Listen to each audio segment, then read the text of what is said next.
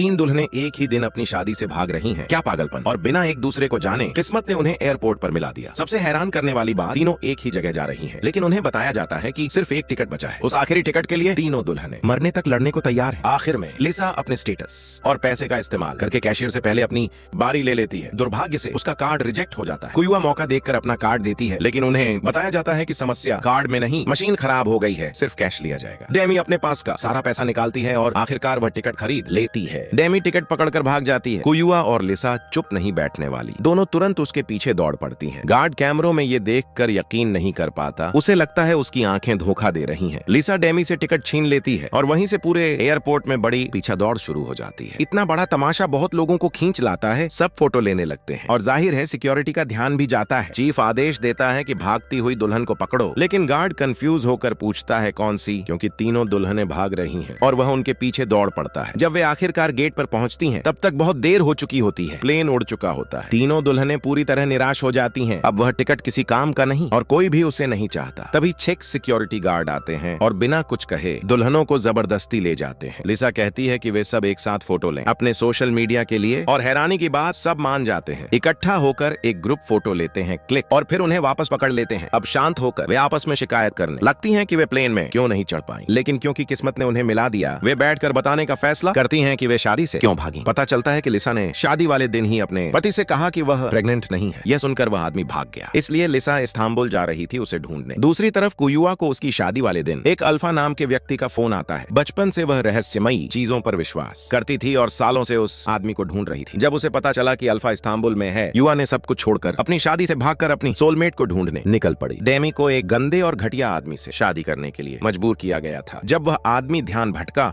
वह उस नर्क से भाग गई और जिस लड़के के बारे में वह सोचती रहती है, वह एज है, उसका थिएटर पार्टनर जो इस्तांबुल में है। दिल हल्का करने के बाद और उदास माहौल में लिसा चुप्पी तोड़ती है और उन्हें हिम्मत रखने को कहती है। दरअसल उसके फोन में बैटरी नहीं थी, नहीं तो टिकट खरीदना उसके लिए आसान था। तुरंत बाकी दोनों उसे अपने फोन देती हैं। लिसा अपनी आंटी को कॉल करती है और उनसे टिकट दिलाने को कहती है। आंटी उन्हें टिकट और कुछ कैश देती हैं और आखिर में इस्तांबुल वाले घर की चाबियां भी देती हैं, लेकिन वह लिसा से कहती हैं कि उनसे पीछा छुड़ा ले। इस्तांबुल पहुंचकर लिसा हाँ कह देती है। जब तीनों बोर्डिंग का इंतजार कर रही होती हैं, लिसा देखती है कि उसका पोस्ट बहुत वायरल हो चुका है। इस्तांबुल पहुंचने पर एयरपोर्ट पर बहुत सारे फैंस और मीडिया उनका इंतजार कर रहे होते हैं। लिसा पूरे कॉन्फिडेंस के साथ पोज देती है, जबकि डेमी रिपोर्टरों पर गुस्सा करती है। किस्मत से बाकी दोनों उसे खींच कर ले जाती है। जब लिसा अकेले टैक्सी लेने वाली होती है, वह पीछे मुड़कर बाकी दोनों को देखती है। उसे पता है कि उनके पास जाने की कोई जगह नहीं है, इसलिए वह उन्हें छोड़ नहीं पाती। वह उन्हें अपने साथ टैक्सी में बैठा लेती है और तीनों साथ में आंटी के घर पहुंचती हैं। शादी से भागने के लिए मशहूर ये तीन लड़कियां अब इस शहर में एक नई जिंदगी की ओर साथ चलेंगी।